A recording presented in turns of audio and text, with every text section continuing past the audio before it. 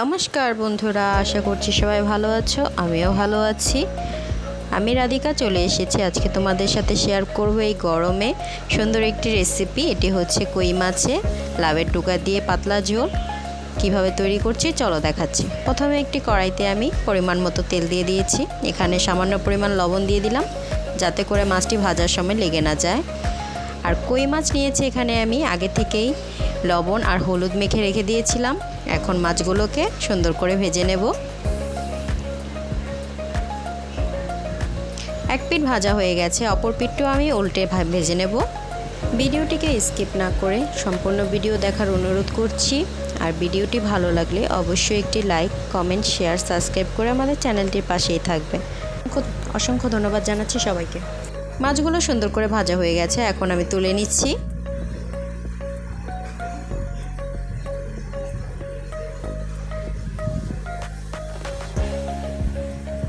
এখন আমি ওই তেলের মধ্যেই দিয়ে দিলাম দুটি তেজপাতা আর কিছু পরিমাণ জিরা।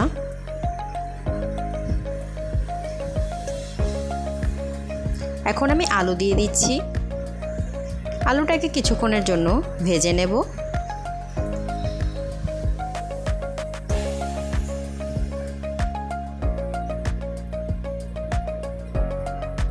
যখন আলুটা লাল হয়ে আসবে তখন আমি এখানে বেগুন দিয়ে দেব।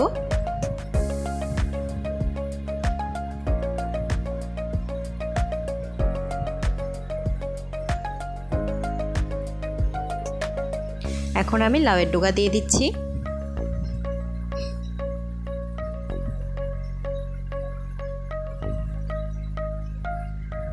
সুন্দর করে সবগুলো সবজি মিশিয়ে নেব। এখন আমি এখানে স্বাদ মতো লবণ দিয়ে দিলাম।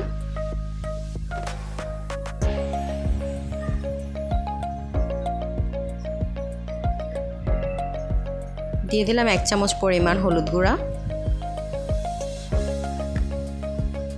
1 চামচ পরিমাণ ধনিয়া গুঁড়া, 1.5 চামচ পরিমাণ মরিচ গুঁড়া দিয়ে সুন্দর করে সবগুলো উপকরণ মিশিয়ে নেব।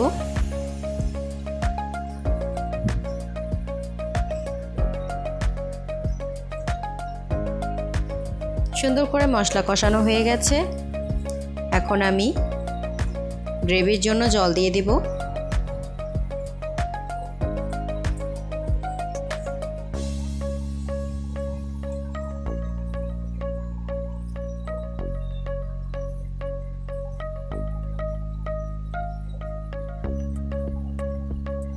এখন আমি দিয়ে দিলাম কিছু পরিমাণ কাঁচামরিচ। ঝোলটা যখন ফুটে উঠবে এখন আমি মাছগুলো দিয়ে দিলাম।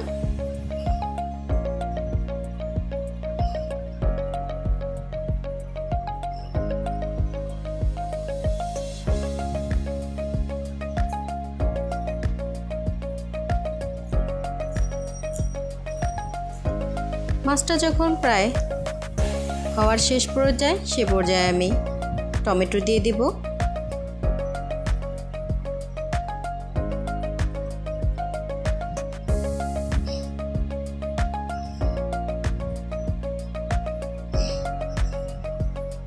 কিছুক্ষণ জাল করার পরে এখানে ভেজে রাখা মশলা গুঁড়ো দিয়ে দিচ্ছি। ধনিয়া, কাঁচা জিরে, শুকনা মরিচ আর তেজপাতা একসাথে আমি ভেজে গুঁড়ো করে নিয়েছি। এই মশলাটি এখানে আমি দিয়ে দিয়েছি। এই মশলাটি দেওয়ার কারণে তরকারির স্বাদটা কিন্তু অনেক সুন্দর আর ফ্লেভারটাও অনেক সুন্দর আসে। এই গরমের মধ্যে যত মশলা কম দিয়ে তরকারি খাওয়া যায় ততই ভালো। এর জন্য তোমাদের সাথে সিম্পল একটি রেসিপি শেয়ার করলাম। কেমন লাগলো অবশ্যই জানাবে।